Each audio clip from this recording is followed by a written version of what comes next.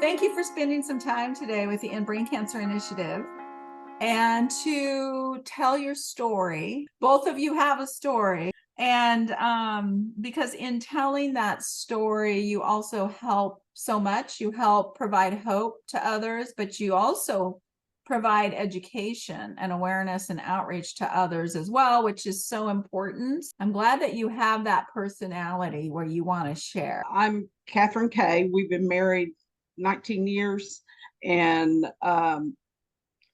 we met when I was in my 40s. You were, what, 45, something like that, but we've made it this far. I've had a variety of occupations throughout my life. Went to beauty school when I was a teenager and worked as a hairdresser. Then I joined the Army, and so I'm a veteran, and that's an intricate part of my story too. I was exposed at Fort McClellan. They closed it down as a toxic site. It's not part of that PACT Act, but the staff at Dana-Farber, given what all was on the list, believed that it probably is what caused my cancer. Got married, had a couple of kids, and they grew up, and one of them became a nurse and one became a pharmacist. My sister was a nurse, and unfortunately, part of my story is she ended up with ovarian cancer right when I found out that I was NED, and she passed away real fast from it. But she was a big champion of mine. She was a nurse also. My niece is a nurse. My other niece is an x-ray tech. And so everybody played a part of getting me where I needed to, especially during COVID, because I was diagnosed in the middle of COVID. I've worked in child welfare. I worked in developmentally disabled adults. I did that for a while, and then I retired about a year before my diagnosis. And then she was diagnosed with the brain cancer in July of 2020. And since then, it's been one miracle after another. Yeah. It's been a heck of a ride. And I feel honored to have been here to have her as my partner for the ride. And prayers, all the support, the love that's been shown has been overwhelming. We never realized how people respond to this kind of thing. There are such good, loving, wonderful people out there that we didn't even know existed, have come out of the woodwork, so to speak, to support us. My classmates have stayed with us every step of the way. They've asked me to post on Facebook each milestone that we've crossed over the last 2.5 years or so, and I have done so. The love and support that's just been overwhelming from my classmates. 199 other classmates that I graduated with in 1976, which is the bicentennial year. There was 200 of us that graduated that year. What a coincidence. But right. That is, yes. They have been such wonderful support. And family, friends, close friends, and strangers. Strangers. Everybody we meet is just so compassionate and loving and caring. That's what everybody needs, right? When they're yes, that's what in the middle of a health. That's what's held us together and held us up. I mean, that was what has helped us make it through, all the prayers and love, support that we've had. Definitely. Doctors have been wonderful too at Dana-Farber Cancer Institute. I highly recommend the folks there. They are so compassionate and caring. They're like going back to family when we go back there from Oklahoma, central Oklahoma here to Boston, and look forward to every meeting. If it wouldn't have been for Phyllis, I'd be dead. And I don't know if you know her personally. I don't know Phyllis personally, but I will say what you just said was super, super key. Can you say that again and talk about Facebook? Facebook and how you feel it is such a great resource. Oh, I get kind of out of order. Because going back, the way that Phyllis was found was through my daughter Brittany looking up, once we found out what my diagnosis was, looking up about rare diseases. And she emailed and had many conversations.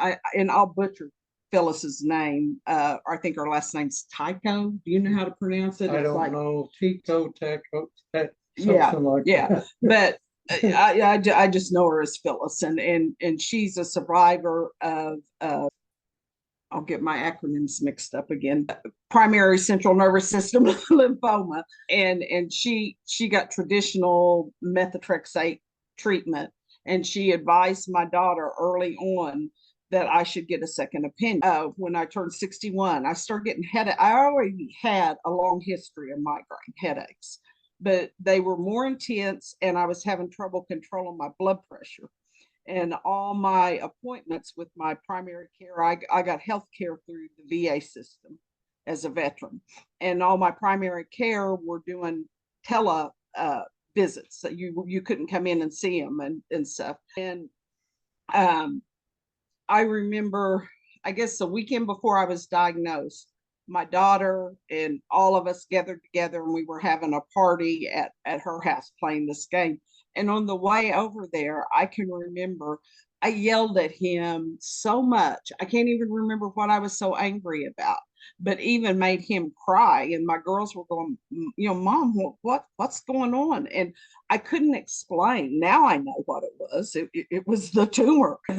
Yeah, hindsight. 2020, all the pieces fell into place. I never We knew something was wrong. like cussed at him, or not that I've never yelled at him. Of course, that's happened throughout the 90 years, but it was. And I started saying, because he started getting a letter out for me to get on and off the boat, because I was like, boy, when you turn 61, you really get dizzy. And I thought it was just age and dizziness.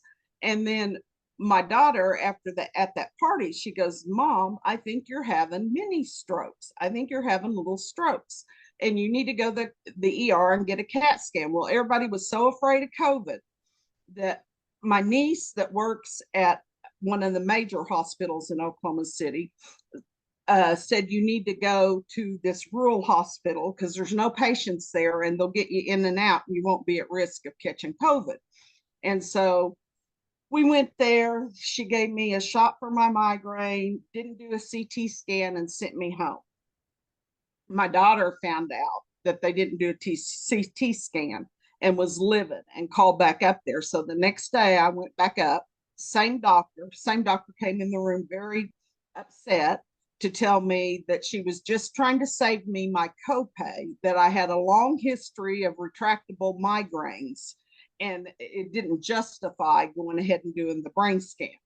Well, about 30 minutes later, I'd had my scan, and she came into the room and she said, how long has it been since you've had your brain scan? And I said, I don't know, maybe 8 years. And she was like, I don't know how to tell you this, but you have a brain tumor. And I remember thinking a kindergarten cop and going, it's not a tumor, but that's all I can really remember about just the disbelief. And then they put me in an ambulance, transported me to the main hospital, and started running tests. And the next day was my mother's 82nd birthday. And so we all kept it a secret. And on the 22nd, I had a craniotomy, and they did a biopsy. And it was about a month later, which is the VA, because it was a medical emergency, they would go ahead and cover outside of the VA system. But once the craniotomy was done and the doctor told me I had lymphoma, then my sister, she knew that it was a really bad brain diagnosis, that it wasn't like body lymphoma that has a higher remission rate and it stays. The problem with mine is it doesn't have long lasting remission. Or they won't even call it remission, they call it med. But I didn't really understand all that. And then we went to, they recommended an oncologist, and I went there, and I went in, and I didn't understand how. I knew a little bit about how VA worked, about paying outside, But when we went into the oncologist's office, he talks about how I look like a deer in headlights because I had no clue of how we were going to pay. So they rejected us and sent us out. And we were out sitting in the car and I was crying and I was like, I don't know that the VA can really help me. And the doctor called us on the phone before we got out of the parking lot. And it was Dr. Reynolds, Robert Reynolds, and he's an oncologist, hematologist. And he told me to come back in that we would figure out how we would get it paid for. And we drove by where he works at the other day, and I was like, I need to stop in there because even though he didn't recognize that the tumor was growing, it was still him that supported every step of the way. And so when we were in his office and he was explaining the treatment, I mean, I heard the words stem cell transplant. I heard the words that you have to be in the hospital every other week and get this high dose chemo. I think one of the questions I asked is, I was a hairdresser, like I said, as a youth. So I was like, am I going to lose my hair? and so we started with treatment. Right about the time I started treatment, fortunately, my father's estate got settled. So I had a little bit of money put back. And my daughter, who had by then got a hold of, I can't even think of the name of the face group. It's CNS, lymphoma primary and secondary. And it has a little atom looking thing going in a circle that says, I survived brain cancer, or I survived brain tumor. People can find it if they can find you, right? Yeah. So do they just need to put in your name? I think my Facebook page, I can't remember I think it's private, but it's Kathryn K. If they type in Kathryn K, they'll find my purple hair on my Facebook page. But so my daughter insisted, and it's so ironic when I look back on it, because when she insisted that I pay Dana Farber for a second opinion, I thought Dana Farber was a doctor. I didn't realize till after treatment failed. But we go through treatment. I'm getting it every other week. I'm getting sick as a dog and weaker. It made me real sick. I'm sorry. But the methotrexate was mainly long hospital stays. And I had these nurses, Nat and Matt. They were both male nurses, and Nat had lymphoma before, and he was a young man fixing to get married. Regular lymphoma. Yeah. Correct. Okay. And he had actually had a stem cell transplant. So he would tell me stuff about it. But they were wonderful nurses at the hospital, and they knew me. And because I came in every 2 weeks, there's a big room. And when they gave me the big room, it was a big fancy room. It was in November. And I can't remember how many treatments I'd had, but it was time for an MRI.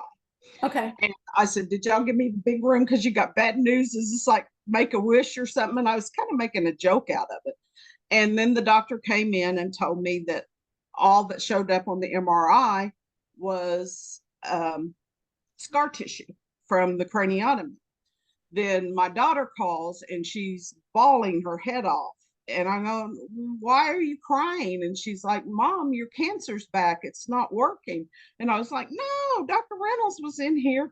And then a nurse that worked there, she starts reading the report off. And the radiologist clearly thought that it was recurrence. But the doctor, I don't know if he was just invested in wanting me to get better, because he kept reassuring me I was going to get better. Dana Farber looked at the scans and said, yes, it's reoccurrence, and try these 2 chemos. And I think it was December 3rd or something, my oncologist in Oklahoma came in and he goes, you're going to Boston. And I thought, okay, so I got out, we got ready, we packed up, and we were like, well, we could take maybe the motorhome to Boston. Of course, I had no idea even how bad of an idea that'd be, to try to drive a motorhome around to Boston. But we got ready to go, and we went to Boston. It took about a week longer after I was out of the hospital, because I had to clear all the questions, because I was going to be on a immune therapy drug, Imbruvica. So I got approved from Johnson and Johnson's. Well, I was so naive that the people that I'd ever known that had been in clinical trials, everything was paid for. And so I'm thinking I've got coverage. And because the doctor came in and said, you're going to Boston, I thought it was all ironed out. It wasn't till we were in Boston in the hotel room that I realized I had no medical coverage. They set up a GoFundMe page, and I can't remember exactly how much, but we stopped it because I got coverage.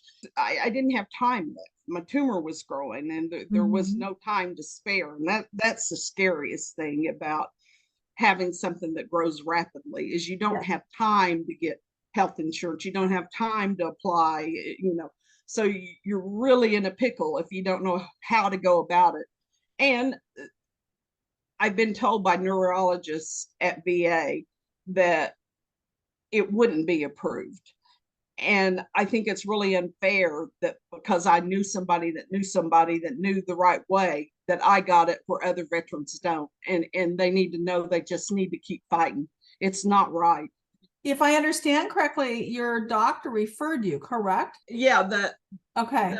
the VA approved me to get outside treatment with an oncologist here. Since the oncologist was working with Boston, he made the referral, and VA went ahead and approved it under his referral. And that's how I got it initially there. During that time, I went in and I remember Dr. Nyack, and she wasn't my primary doctor.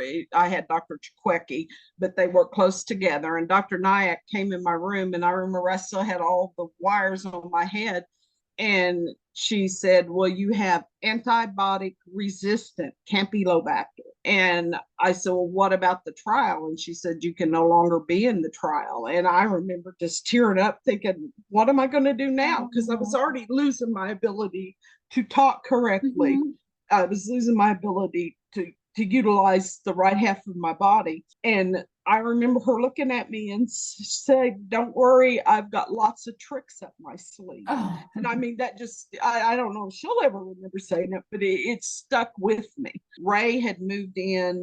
There's a friend of my sister's that she went to college with, knew somebody in Boston.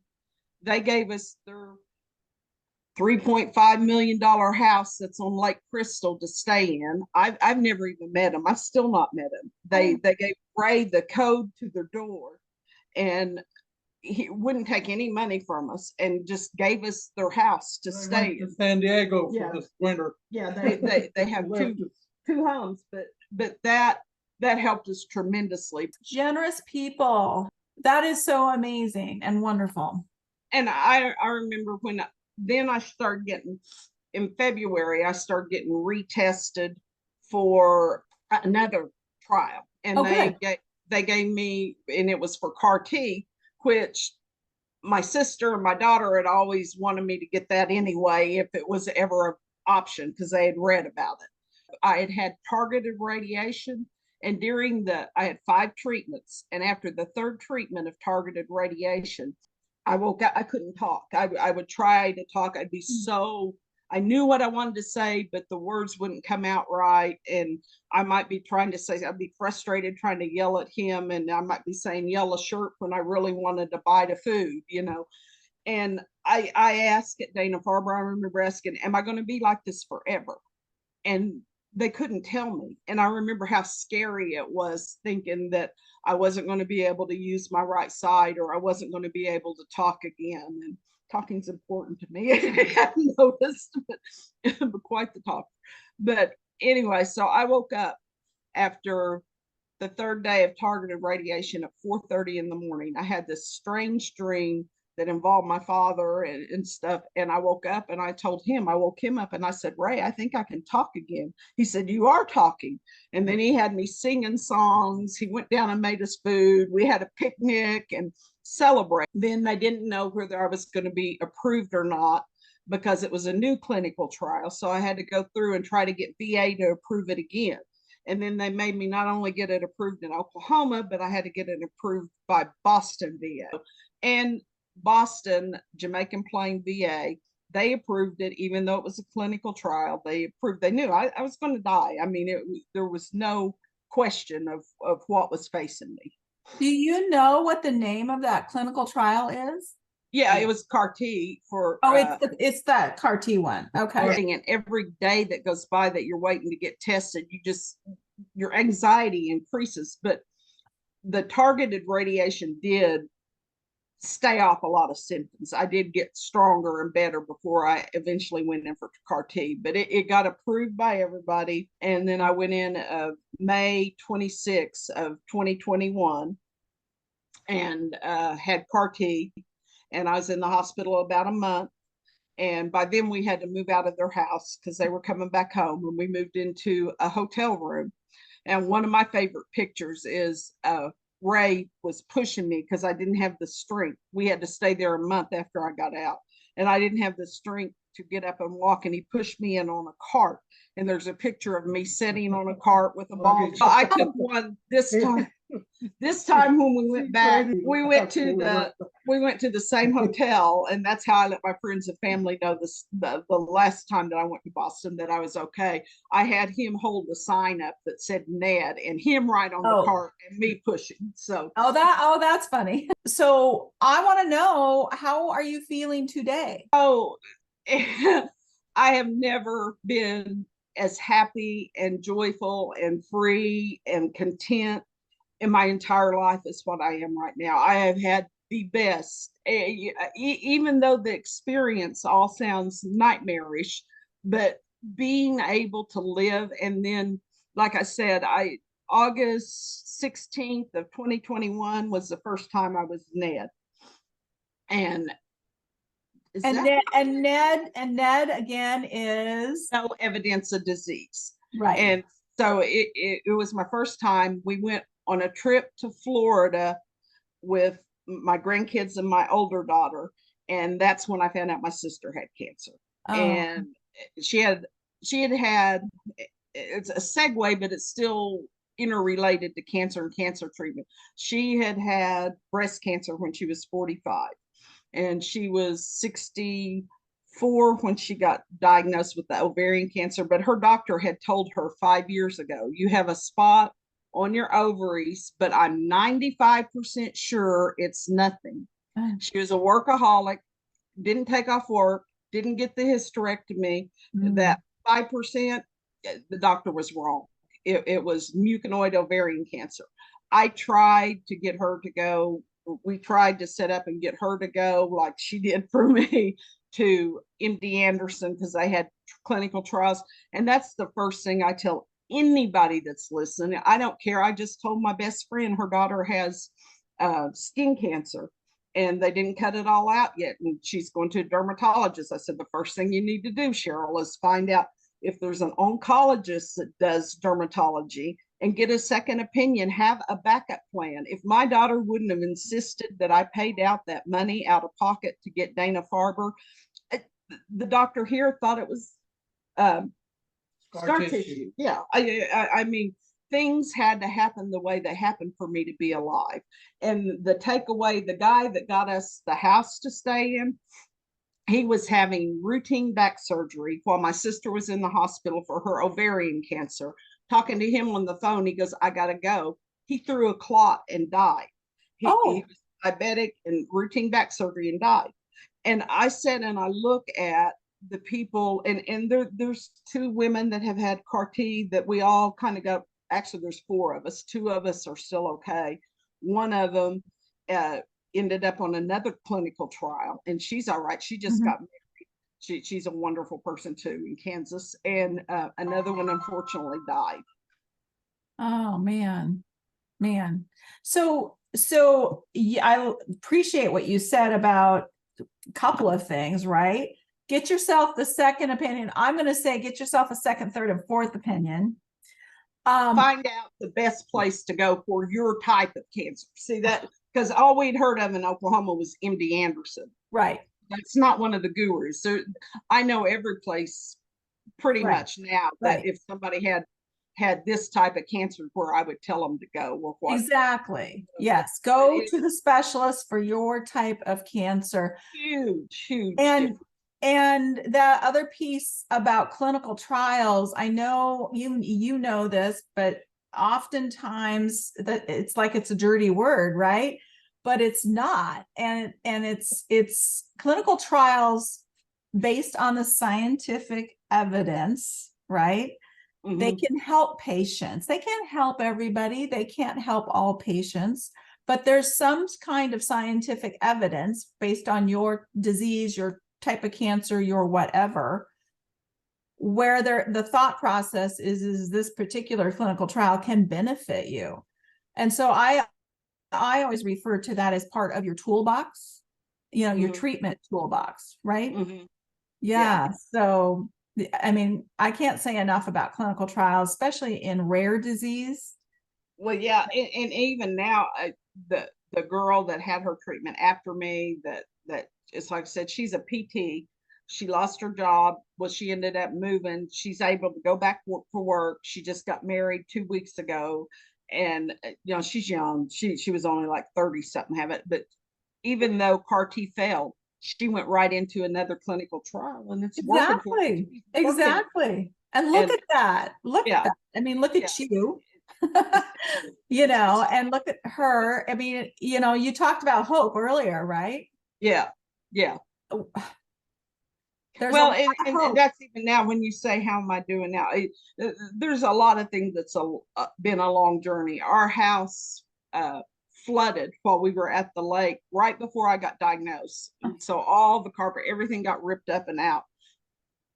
We still don't have carpet on our floor. I've got concrete that I had to be very selective of where I wanted to video this because I don't feel the same way about life. And I think my sister played a role in it because she worked so hard, and then she finally retired at 63, and then she's dead by 64, 65.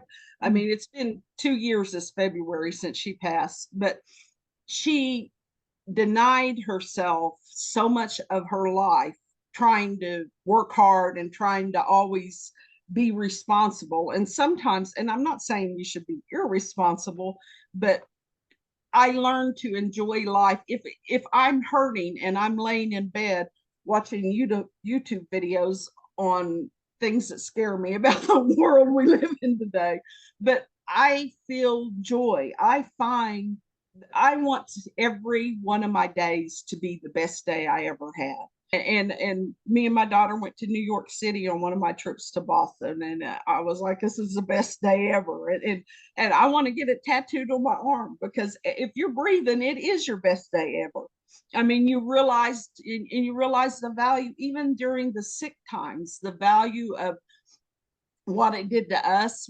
We are so much of a stronger couple now than, how sometimes disease can tear you apart. It solidified us. I mean, we have a real partnership, and it's not always perfect. I can still get mad at him. He doesn't get mad at me as much as I do. But that's normal. That's normal. But there's nothing perfect. And I'm going, one of the things I wish I would have done sooner or known sooner, they sent me, I had palliative care when we first got home.